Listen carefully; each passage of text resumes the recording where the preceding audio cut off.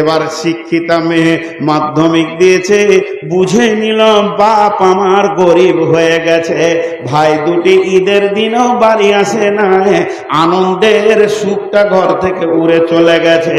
এরপরে ছোট ভাইটাকে বাথরুমের ভিতরে নিয়ে গিয়ে বলছে, ভাই তোমার কি ঈদের নতুন জামা নয়? ছোট ভাইটা কেঁদে বলছে, আব্বাকে বললাম তো, আব্বা বললো বকরা ঈদে দিব, তোর ভাইয়েরা আসবে তখন। তার মানে সেও পায়নি। গতকালকে কি খেয়েছো? বলে শাক ভাত। তার আগের দিনে বলে ডাল ভাত। তার আগের দিন কি খেয়েছো? ছোট ছেলে গোপন করছে না, ফুটফুট করে বলে দিচ্ছে সেদিনও বেগুন আর ভাত। তাহলে কি মাছ মাংস আব্বা কিনেন না? লম্বা করে টেনে বলছে, বুবুরে সে তোমার বিয়েতে মাংস খেয়েছি, আব্বা আর কেনে না। যখনই বলেছে মেয়েটা ডুকরে কেঁদে বলছে, আমি কোন ডাকাতকে বিয়ে করেছিলাম? ডাকাতের বাচ্চা ডাকাত আমার বাপ ভাইয়ের সম্পদকে লুটে নিয়েছে। এর জন্যই মেয়েটা শ্বশুর বাড়িতে হাসতে পারে না, স্বামীকে সার্ভিস দেয় না, শ্বশুর শাশুড়িকেও ঠিক মতো ভাত দেয় না। তার মিজাজে ঢুকে গেছে আমার বাপ ছিঁড়া লুঙ্গি পরে ঈদ করবে, আর তোর বাপ মাসে মাসে লুঙ্গি চেঞ্জ করবে, আর আমাকে সপ্তাহে 13টা করে লুঙ্গি ধুয়ে দিতে হবে। এবার ওর মিজাজ গরম।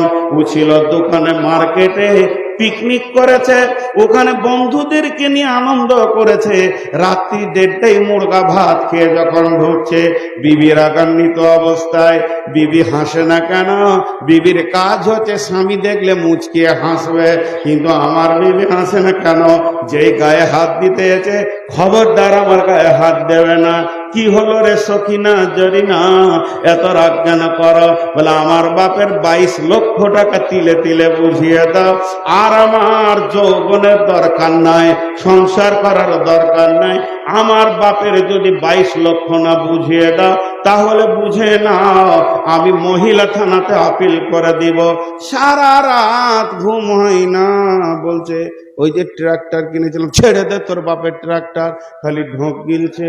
কি বলবো কি বলবো, এতগুলি টাকা বাপ কোন দিকে ঘর বাড়ি করে উড়িয়ে দিল, জমি জমা কিনে আমি জরিনা খাদিজাকে জবাব দিতে পারছি না।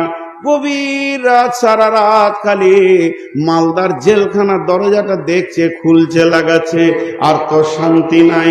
বিবির গায়ে হাত দিতে পারছে না। যখন ফজরের আজান হয়ে গেছে, মুরব্বী হাজি সাহেব নামাজ পড়ে এসে বেটাকে বলছে, বেটা নামাজ পড়ে এটা লয়, বেটারে ওঠ, দোকান খুলতে হবে। যখনই বলেছে বেটা ওঠ, কারণ সারা রাত তো ঘুমায়নি, দরজাটা খুলে চোখ কচলাইতে কচলাইতে বলছে, শুয়োরের বাচ্চার বুকে লাত মেরে দিব। বাপকে যখনই বলেছে শুয়োরের বাচ্চা, গভীর ভাবে কাঁদতে শুরু করে দিল। বেটা হায়, জীবনেও তো আমাকে এমন বলিসনি, তোকে 24 বছর পড়ালাম, তোকে 24 বছর মানুষ করলাম, তোকে বিয়ে পাস পর্যন্ত পড়ালাম, জীবনেও আমাকে কথা বললি না, শুধু ওই মেয়েটার জন্য তুই বললি এটা বউ হয়েছে। আজ আমার বেটা হাত ছাড়া হয়ে গেল, বইয়ের দোষ দিতে শুরু করলো। কিন্তু বন্ধু রে, এখানে আপনার 1 বিঘা জমি আছে, আমি যদি টাকা দিয়ে জমিটা কিনে নি, এরপরে যদি আপনি ধান চাষ করতে যান তো লাভ খাবেন, কারণ আপনি টাকার বিনিময়ে জমি বিক্রি করে দিয়েছেন। হে বেটার বাপ, তুমি টাকার বিনিময়ে বেটা বিক্রি করে দিয়েছ, যার বেটি ছিল সে কিনে নিয়েছে, আর তোমার বেটা নাই। ওই বেটার বইয়ের কাছ থেকে যদি তুমি পা দাবা নিতে চাও, কাপড় সাফ করা নিতে চাও, কপালে ঝাঁটা ছাড়া কিছুই জুটবে না, তোমার লাশ জুটবে। এবার লোকটা ডাকছে, মৌলানাকে ডাক, ইমাম সাহেবকে ডাক, বাপের মায়ের কি হক আছে বেটাকে বুঝিয়ে দেবে, কিন্তু বুঝিয়ে কাজ হবে না। সকাল বেলায় 4খানা লুঙ্গি আর 4 কেজি মিষ্টি নিয়ে শ্বশুর বাড়ি হেঁটেছে। দেখছে এখন জেল থেকে বাঁচতে গেলে বউ আর শ্বশুর শাশুড়িকে ঠিক রাখতে হবে। প্রত্যেকটা বাড়িতে পণ নেওয়ার কারণে ছেলেরা বিক্রি হয়ে গেছে, মুরব্বীরা আর শান্তি পেছে না। একবার বলবেন না ঠিক বললাম না ভুল? তাহলে ছোট ছেলেগুলো ওইদিকে চলে গেছে কেন, বাচ্চাগুলো? জি, বিছানাগুলো কার? যতগুলো বিছানায় বাচ্চা তৈরি হচ্ছে বিছানাগুলো মায়ের না বাপের? জোরে বলেন। কে বললে বাপের? ও গরুকে হুঁশি নাই যে একটা বিছানা তৈরি করি আমার বংশের ছেলে আমার বিছানায় হবে। পরের বংশের বিছানা নিয়ে এসে ও ছেলে বানাচ্ছে। আর আল্লাহ রসুল ফাইসালা দিয়ে দিয়েছেন আল ওয়ালাদলিল ফেরাসে, বিছানা যার সন্তান তার। যাদের বংশের বিছানায় ছেলে হবে ছেলের টান সেই বংশ দিকে যাবে। কি খাটের দরকার আছে? মাটিতে শুধু বাপের ভিটাতে। কিন্তু বুঝে না। মেয়েরা একটা কথা ঘুরিয়ে ঘুরিয়ে বলে না বারবার? আরে বলে না? মেয়েরা একটা কথাকে বারবার ঘুরিয়ে ঘুরিয়ে বলে কি বলে না? এই ভাই আমাকে 2টো রসগোল্লা খাইয়েছে, বুঝছেন? দিয়ে রাস্তায় সেক্রেটারিকে বলছে, সেক্রেটারি সাহেব এটা আমাদের প্রধান বক্তা, 2টো রসগোল্লা খাওয়াইলাম। প্রথমবার কিছু মনে করলাম না। মাদ্রাসা এসে বলছে, এই এ করো তাড়াতাড়ি নাস্তা টাস্তা দাও, প্রধান বক্তা এসছে, 2টো রসগোল্লা খাওয়াইলাম। আমি মনে মনে ভাবছি খেয়েই কি ভুল করলাম না কি রে? হরিশ্চন্দ্রপুরে খাইছে। খানিক পরে সভাপতিকে বলছে, জি মৌলানা সাহেব ট্রেনে নামলো, আমি গাড়ি করে নিয়ে এসেছি, 2টো রসগোল্লা খাইয়েছে। আচ্ছা বলেন এবার রুচ লাগবে? আর বলেন রুচ লাগবে? বমি করতে মন যাবে, মনে হবে থালা লিয়াই বমি করে দিছি, তো রসগোল্লার পেটে রাখবো না। তো মেয়েরা একটা কথা ঘন ঘন বলে, খাটে আপনি বসতে যান তো আমার বোনকে ডেকে আমার স্ত্রী বলবে যে বুবু শোনো এই খাটটা আব্বা দিয়েছে। 3 দিন পর আমার ছোট ভাইকে বলে যে তোমার তা হয় খাট দিয়ে বাড়িয়েছে, আব্বা দিয়েছে। শুতে যাবো তো আমাকে বলবে আব্বা দিয়েছে খাটটা। যে এর পরেও যদি ওই খাটে শুতেতে, এর কত বড় বেহায়, আর চামড়া কত মোটা, লজ্জা আছে ও বেটা ছেলে হয়? সালা আমি যদি হতাম তো একটা টোটো ভাড়া করে খাটকে গুটিয়ে দিয়ে বলতাম, যা দিয়ে আসগা, তুই নিচে সুদ ছেলে পিলে হয় কিনা দেখছি, খাটেই শুতে হবে। আজীব ব্যাপার। এরা শেষ হয়ে গেছে, এরা শেষ হয়ে গেছে। শোনেন, মেলাতে যদি হইচই হয় একজনে ইফেক্ট নেবেন না, বলেন ইনশাআল্লাহ। ওখানে যদি কেউ কাউকে ধরেও পড়ে থাকে তো জেন না, কারণ ওই ধারে শয়তান কাজ চালাচ্ছে। এবার চলে আসেন, আল্লাহ তাবারাক ওয়া তাআলা বললেন, পুরুষের দল তোমরা নিজের পয়সা খরচা করে দেখো বিবি ফ্যামিলিকে শান্তি দেবে। এরপর আল্লাহ ছেলেদেরকে বাদ দিয়ে মেয়েদেরকে বলছে, ওরে আমার বেটির দল, ও আমার মেয়ের দল, ওরে আমার কলিজার টুকরা মা বেটি, এবার কান করে শোনো। এতক্ষণ বেটা ছেলেদেরকে বললো মাল তোরা খরচা কর, এবার বেটিদেরকে আল্লাহ বলছেন যে ফাসসালিহাতুন কানিতাতুন হাফিজাতুন লিল গায়বি বিমা হাফিজাল্লাহ।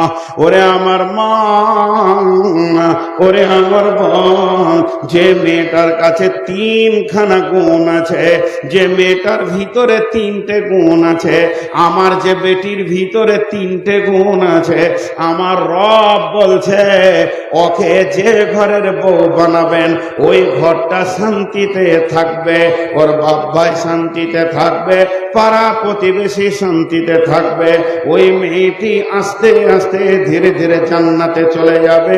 পৃথিবীর বুকে যদি আপনি মনে করেন, ওরে আমার বেটি তুমি যদি মনে করো আমাকে আমার স্বামী ভালোবাসুক, আল্লাহ ভালোবাসুক, আমি যে পাড়া প্রতিবেশীর সঙ্গে থাকবো তারাও ভালোবাসুক, আমার বদনাম যেন না হয়, আমার দুনিয়াটাও যেন ভালো হয়, আখিরাতটাও যেন ভালো হয়, আমার আল্লাহ বলছেন তোমাদের ভিতরে 3টে গুণ নিয়ে এসো। তোমার ভিতরে যখন 3টে গুণ চলে আসবে, তুমি আল্লাহর কাছে ভালো, রসুলের কাছে ভালো, স্বামীর কাছে ভালো, শ্বশুরের কাছে ভালো। 3টে গুণ। নাম্বার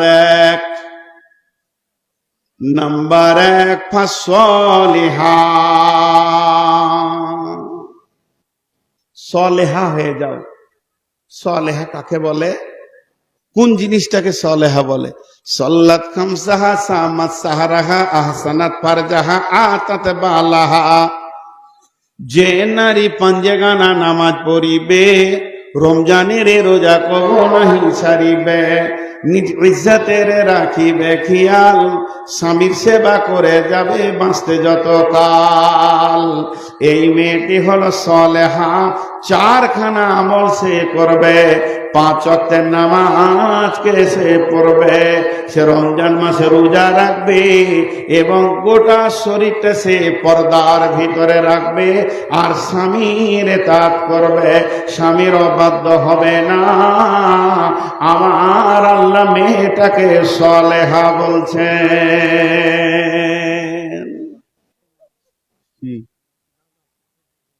খতম করে দেবো তবে আমি কালেকশন শুরু করলে ময়দানটা 3 মিনিটে খালি হবে। এবার আপনি বলেন, কারণ আমার পরে বক্তা নাই, যারা বসে থাকবে। ফাইসাল আপনি নিলেন, এক্ষুনি কালেকশন শুরু করব। আমি জানি, মানে আমাকে চিঠি দেয় খালি যখনই বায়ান জমবে, তখন মাদ্রাসা খালি লুটেলে রে জমে ছেড়ে বায়ান সব টাকাটি মনে হয় দিয়ে দেবে। রাগ করিয়েন না, মাদ্রাসাওয়ালা যে খেটেছে এত গাধার মতো, এই সব এত খরচা, তা টাকা লাগবে না? এমনি মাদ্রাসা চলবে? মাদ্রাসাওয়ালা যে টাকার লেগে জান ছিঁড়াছিড়ি করে, নিজের পকেটে তো ভরবে না, চালাবে মাদ্রাসা, ঠিক না বল? তোদের মনটা উতল পাতাল হয়। এখন মৌলভী সাহেব বলছে এই সময় যদি পকেটটা কেটে দিত, ধ্যান নাই তো হবে ইনশাল্লাহ। সবাই দিবেন তো, টাকা দিবেন তো? আরে টাকা দিবেন তো না? ওইটা লয়, আগে বলেন টাকা দিবেন কিনা। জালসাটা হচ্ছে টাকার লেগে, ওয়াজের লেগে লয়। সকালে বলেন ইনশাআল্লাহ। ইনশাআল্লাহ যে জোরে বলছেন, ওয়াজ এখনই ছেড়ে দেওয়া দরকার। তো বেশ, আমি আয়াতটা পরিপূর্ণ করি। সকলেই টাকা দিব ইনশাআল্লাহ, বলেন ইনশাআল্লাহ। এরে বাপ, ওই থেকে বেশি করবি, আর যাকে দেখবি যে উঠে পালাইছে ওকে হুড়মুড়িয়ে ধরে নিবি। যেটা বলছি শোন, বলে টাকা দেন তারপরে যান, পকেটে হাত ভরে দিবি। যেটা বলি তোর অর্ধেক আমার অর্ধেক, পকেটে হাত ভরে দিবি। এই তো মুড়ি ভিজেছে, ধরলা তো, দুজনাতে ধরলে ধরা কাটিবে, দেখবি হাতে জুতা আছে, ফের মেরে দেবে। আচ্ছা, সকলে একবার বলেন সুবহানাল্লাহ, জোরে বলেন সুবহানাল্লাহ, আলহামদুলিল্লাহ, ওয়ালা ইলাহা ইল্লাল্লাহ। এনারা যেটা বলছেন ওটাও ঠিক, আমারটাও ঠিক। আমি তফসিরটা করি, আয়াতটা শেষ করি। তো আমার বেটিদেরকে এখন ওসিয়ত করছি, পুরুষদেরকে বললাম টাকা নিয়েন না, বিয়ে করেন। এবার ওদেরকে বলছি কেমন থাকতে হবে, সলেহা হতে হবে। সলেহার যদি পূর্ণ ব্যাখ্যা করি 4 ঘন্টা লাগতে হবে। নামাজি হতে হবে, রোজাদার হতে হবে, পর্দায় থাকবে, স্বামীকে ইতাআত করবে, ও সলেহা। 2 নম্বরে, ওরে আমার মা, ওরে আমার বোন, কানেতা হতে হবে। কানেতা কাকে বলে? কানেতা মানে স্বামী সাদা বাটা, মোটা ছোট যেমন মাল এনে দেবে, এক চান্সে হেসে গ্রহণ করে নিতে হবে। স্বামী তোমার জন্য যে কালারের কাপড় এনে দিয়েছে, এক চান্সে গ্রহণ করে নাও। হাজি ভাই বলেন